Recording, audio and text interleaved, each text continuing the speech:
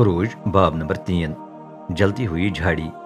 मूसा अपने ससुर यत्रू की भेड़ बकरियों की निगहबानी करता था। मिदियान का इमाम रॉयल यत्रू भी कहलाता था। एक दिन मूसा रेवड़ को रेगिस्तान की परली जानिब ले गया और चलते चलते खुदा के पहाड़ पूरब यानी सीना तक पहुंच गया। वहां रब का फरिश्ता आग के शोले में उस पर जाहिर हुआ। ये शोला एक झाड़ी में भड़क रहा था। मूसा ने देखा कि झाड़ी जल रही है लेकिन भस्म नहीं हो रही।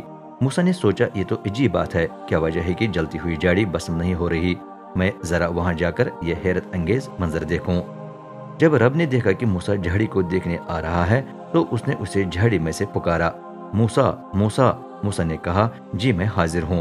रब ने कहा, इससे ज्यादा करीब न आना, अपनी जूतियां उतार क्योंकि तू मुकद्दस जमीन पर खड़ा है। मैं तेरे बाप का खुदा, इब्राहिम का खुदा, इसहाक का खुदा और याकूब का खुदा हूँ। ये सुनकर मूसा ने अपना मुंह ढांक लिया क्योंकि वो खुदा को देखने से डरा। रब ने कहा, मैंने मिस्र में अपनी कौम की बुरी हालत देखी और गुलामी में उनकी चीखें सुनी है और मैं उनके दुखों को खूब जानता हूँ। अब मैं उन्हें मिस्रियों के काबू से बचाने के लिए उतर आया हूँ। मैं उन्हें मिस्र से निकालकर एक अच्छे वसी मुल्क में ले जाऊंगा, एक ऐसे मुल्क में जहाँ दूध और शहद की कसरत है। गो इस वक्त कनानी, हिती, अमोरी, फिरजी, हिवी और यबूसी उसमें रहते हैं। इसराइलियों की चीखें मुझ तक पहुंची है। मैंने देखा है कि मिस्री उन पर किस तरह का जुल्म ढा रहे हैं। चुनांचे अब जा, मैं तुझे फिरौन के पास भेजता हूँ क्योंकि तुझे मेरी कौम इसराइल को मिस्र से निकाल कर लाना है। लेकिन मूसा ने खुदा से कहा, मैं कौन हूँ कि फिरौन के पास जाकर इसराइलियों को मिस्र से निकाल लाऊं। खुदा ने कहा, मैं तो तेरे साथ हूँगा और इसका सबूत कि मैं तुझे भेज रहा हूँ ये होगा कि लोगों के मिस्र से निकलने के बाद तुम यहाँ आकर इस पहाड़ पर मेरी इबादत करोगे।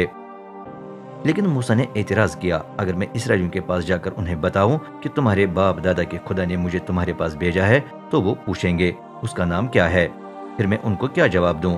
खुदा ने कहा, मैं जो हूँ तो मैं हूँ, उनसे कहना मैं हूँ ने मुझे तुम्हारे पास भेजा है।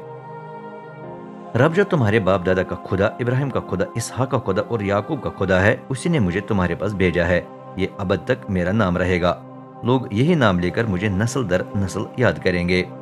अब जा और इसराइल के बुजुर्गों को जमा करके उनको बता दे कि रब तुम्हारे बाप दादा इब्राहिम, इसहाक और याकूब का खुदा मुझ पर जाहिर हुआ है। वो फरमाता है, मैंने खूब देख लिया है कि मिस्र में तुम्हारे साथ क्या सुलूक हो रहा है, इसलिए मैंने फैसला किया है कि तुम्हें मिस्र की मुसीबत से निकालकर कनानियों, हितियों, अमोरियों, फिरजियों, हिवियों और यबूसियों के मुल्क में ले जाऊं, ऐसे मुल्क में जहां दूध और शहद की कसरत है।